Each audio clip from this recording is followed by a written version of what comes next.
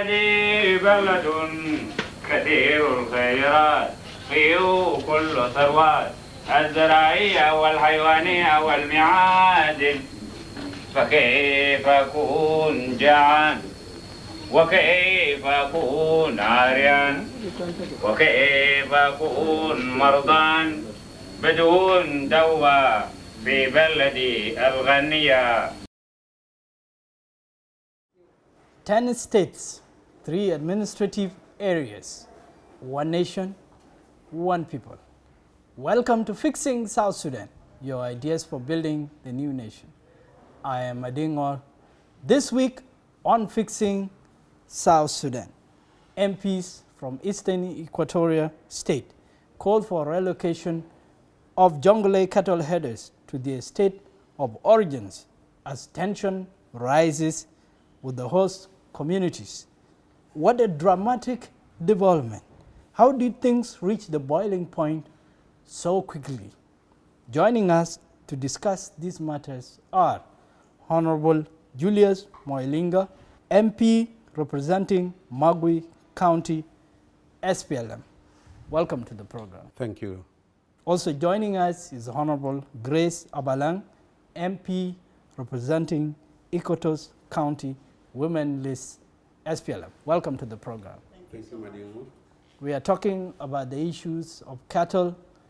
It's been a discussion that has taken a number of years, and the resolution is not yet in sight. And there have been a lot of development happening recently. Can you tell our viewers what has been happening? Welcome. First and foremost, I would like to say thank you very much for hosting us, Amadingor, in your media, Fixing South Sudan.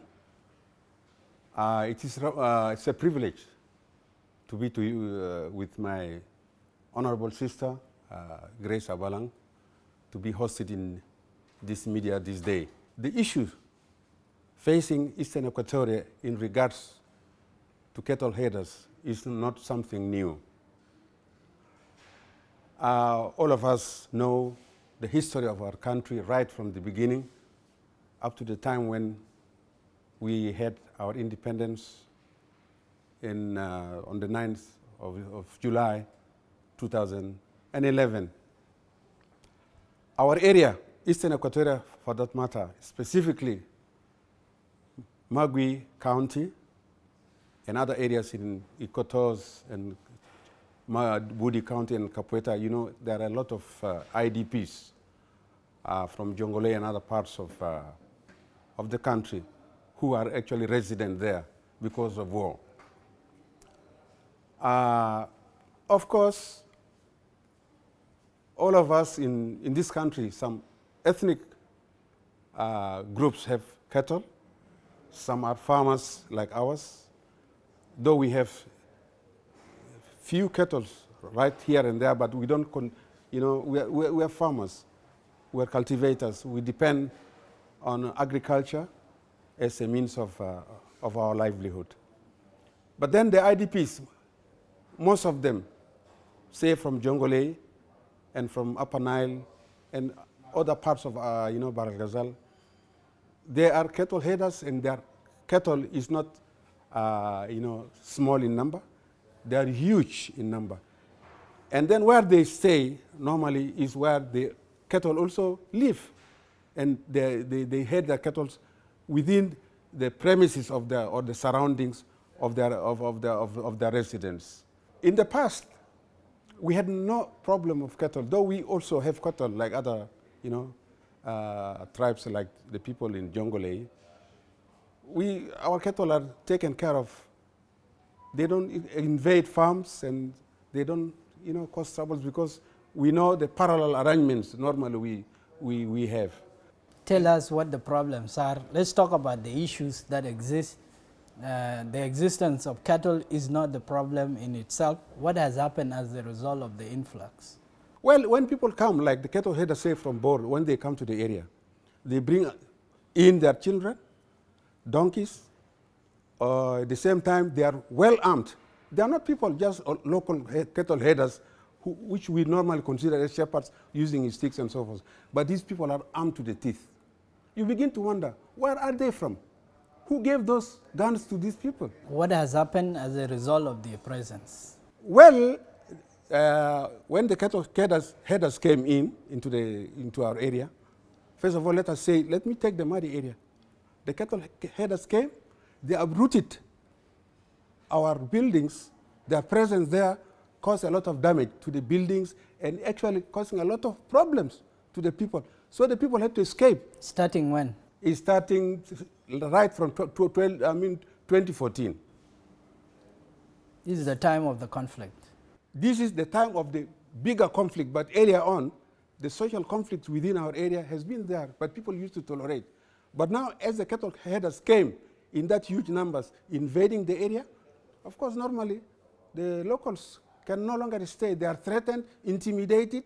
Some actually, got killed by the cattle headers, and they pushed them off from our area. Cattle headers have brought a lot of problems to your area, and you are MP of the area. Right. And your concern is what? Well, our concern right now, as you know, we cannot tolerate this kind of behavior. They must go. They must go. You have lost the tolerance for the staying in your place. In fact, every people have limits. There are social limits, there are political limits, there are all kinds of limitations. We have taken the brunt from time to time all over the years. We had come to the conclusion of saying enough is enough. Because these cattle headers, if they came peacefully, there wouldn't have been any problem. But then they came there like invaders.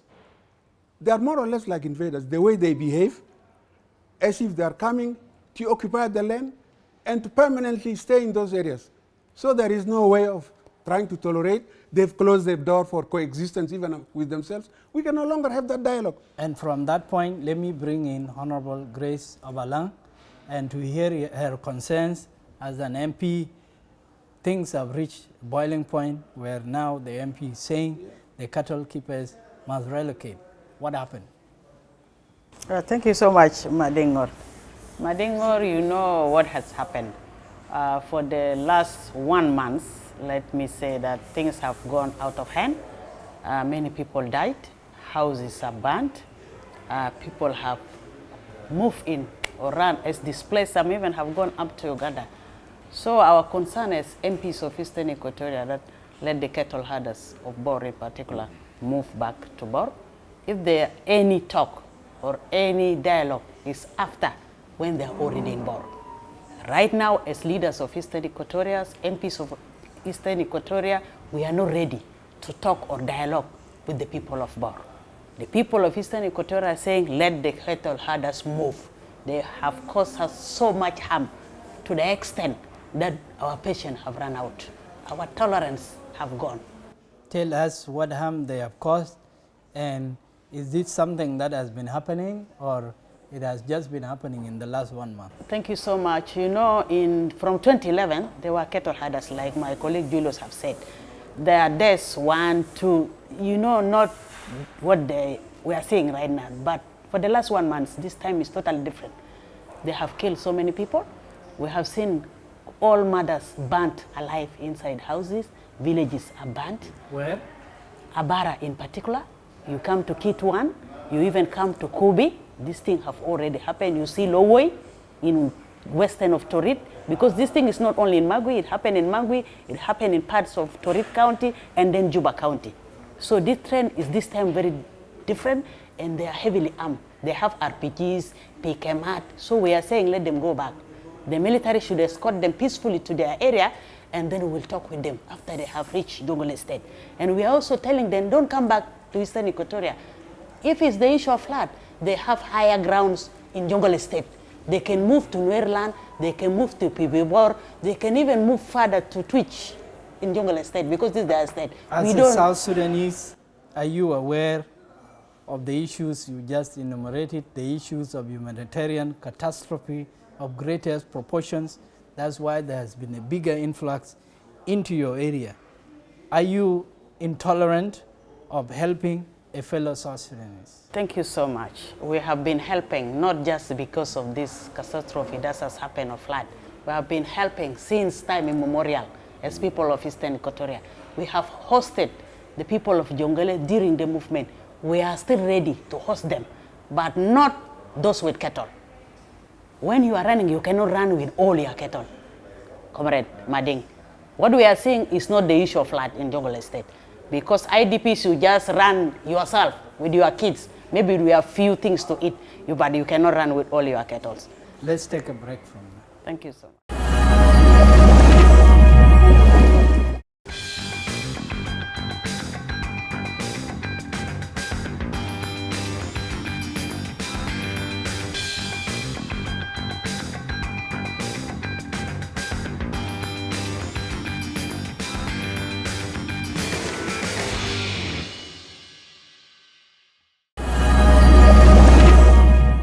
Welcome back to Fixing South Sudan, your ideas for building the new nation.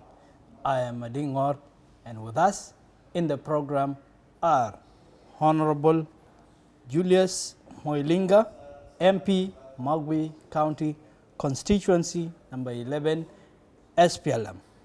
Honorable Grace Abalang, MP, Equatoria County Women List, SPLM, and we are speaking about the cattle issues in Eastern Equatoria. They are saying, as the MPs, they have lost tolerance for the presence of Jonglei-based cattle keepers in the area. They must go, and they must go now.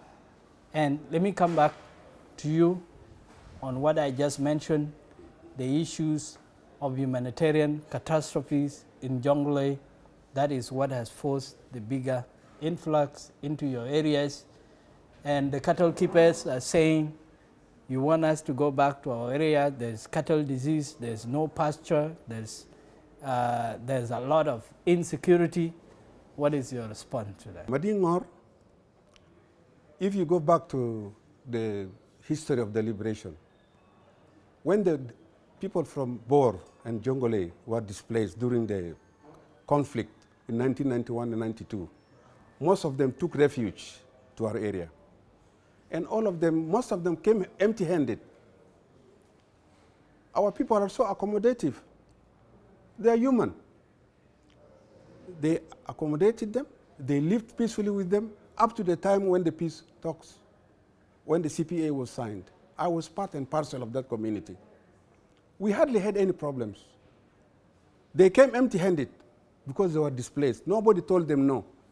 We felt that we are their brothers, we are our brothers' keepers. But then, as they started living, of course, normally people give birth, the number increases. All of a sudden, we saw places like my area, Mugali, Papa 91, got renamed from Mugali to Bor 2. And down the drain, they started to set up their parallel administrations. Even as I speak now, they have their parallel administrations within Nimule area. They don't recognize the Payams and so forth. Whatever money taxes they pay, they send it in accordance with the way their structural setup is done back home. The issue of humanitarian is taken as a cover. The behavior of the headers is unbrotherly. We love the people of Bor, we don't have any problem with them. But the way the headers came, their attitude, their culture, and every other thing,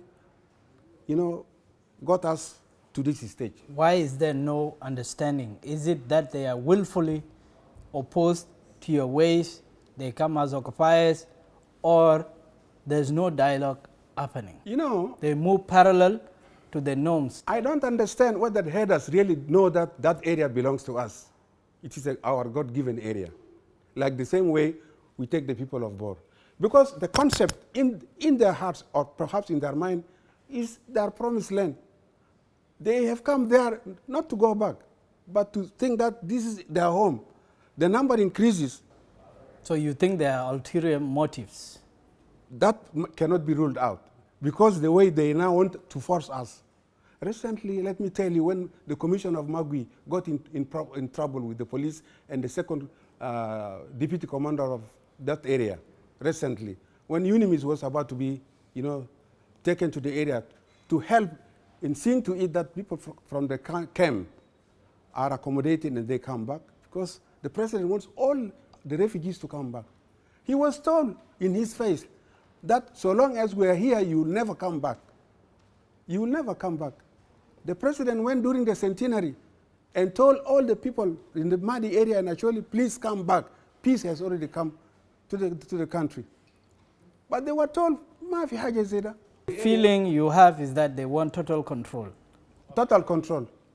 At the exclusion of our own people. Honorable Grace Abalang, why is there no dialogue, understanding between these two groups? During the liberation, all the people of South Sudan fought for the liberation, and Mahdi corridor was the last strip. SPLA was only pushed to Eastern Equatoria, and it managed to survive because of the understanding of all the ethnic groups. What happened? Comrade Mading, that's even the question we from Eastern Equatoria asking ourselves. What happened? Why is it no dialogue? Because those who are coming, they're supposed to be the one to ask the government of Eastern Equatoria, then the government of Eastern Equatoria will talk with the community. But this one is not happening. We are just seeing influx, kettles coming in big number, huge people. So this question needs to be asked to them. What is happening? Why are they not even asking or dialoguing before they reach those areas?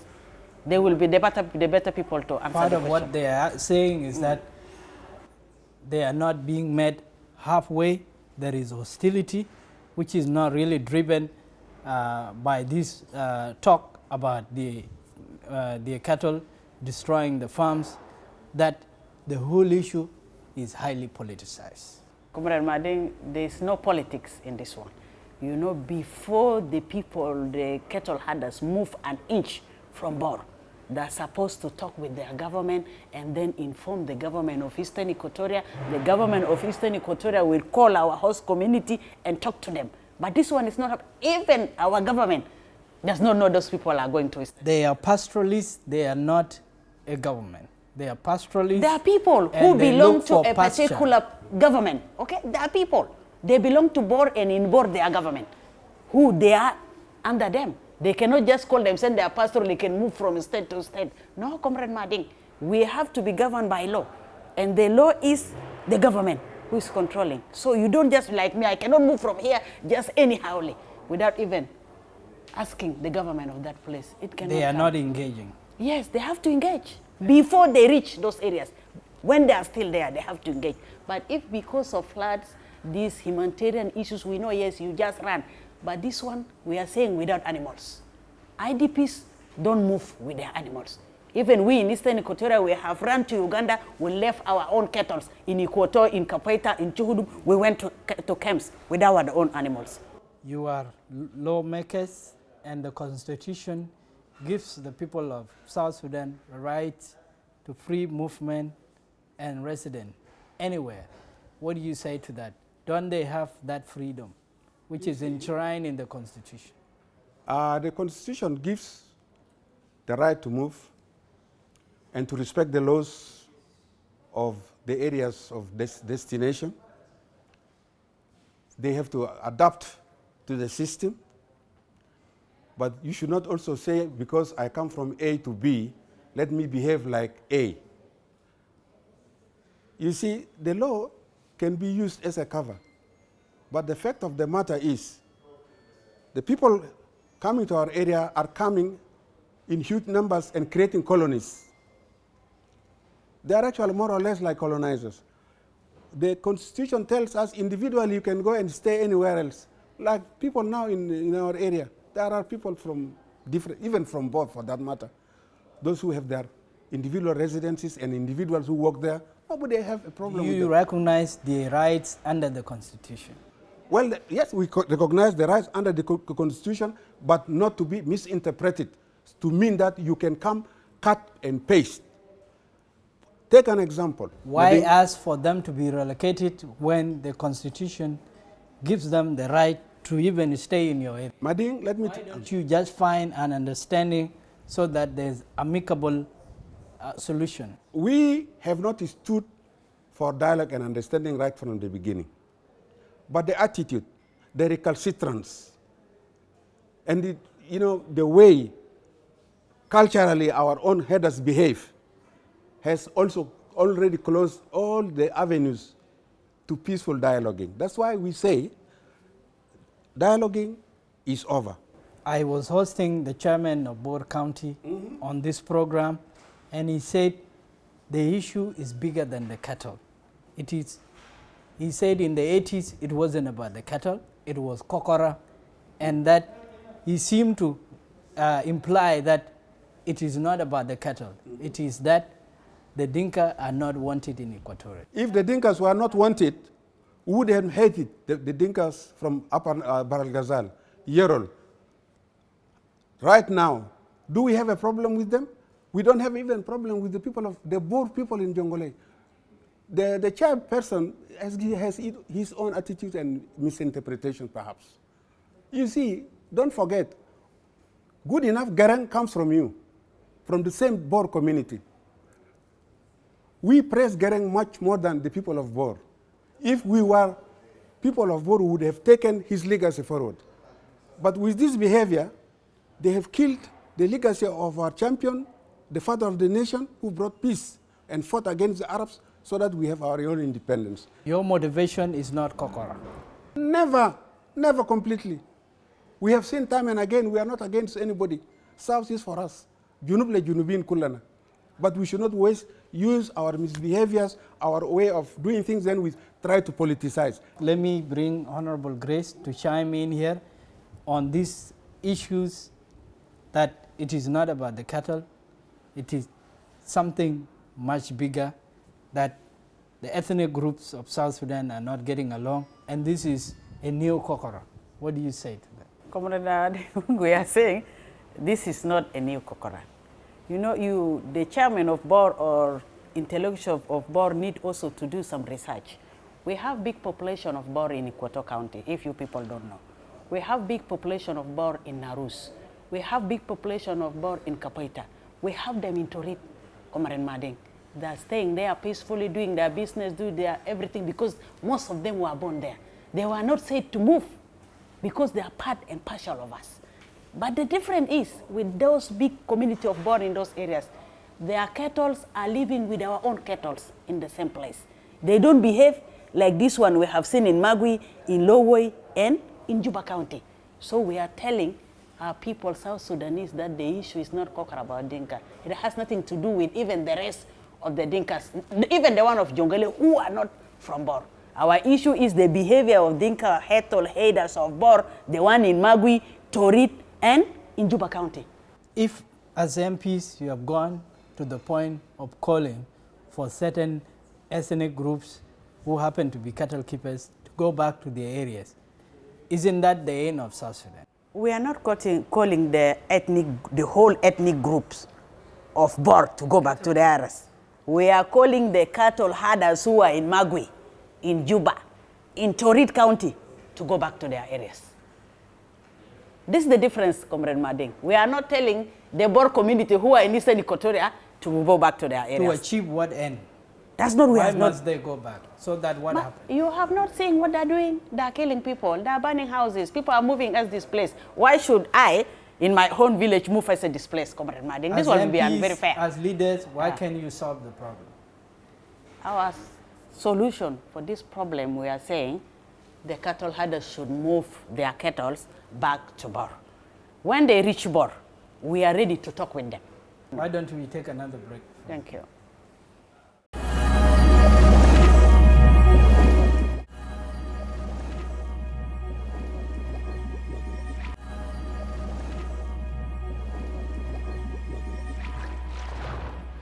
In our series on fixing the land debate, which commenced last week, we'll be hosting all kinds of South Sudanese and others to present solutions to land-based conflicts. It is stated clearly that land belongs to the communities, but also regulated by the government. The land belongs to the people.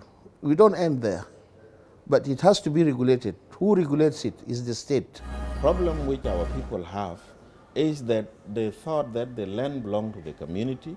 Yes, the land belonged to community, but regulated by the government.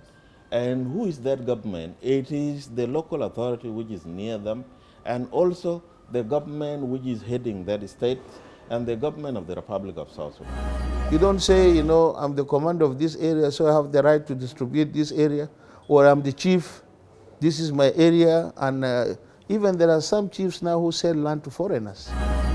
We have managed to now to reduce this land grabbing. I'm not saying that is not continuing, but to the extent 80%, 80%, no more grabbing that is happening now. In South Sudan, we are not supposed to have a land grabbing. We are supposed to have the settlement, because people want to settle. That is the correct answer. But saying that the land has been grabbed, the land is being grabbed from the country to the country. But being a people in one country, you cannot grab the land.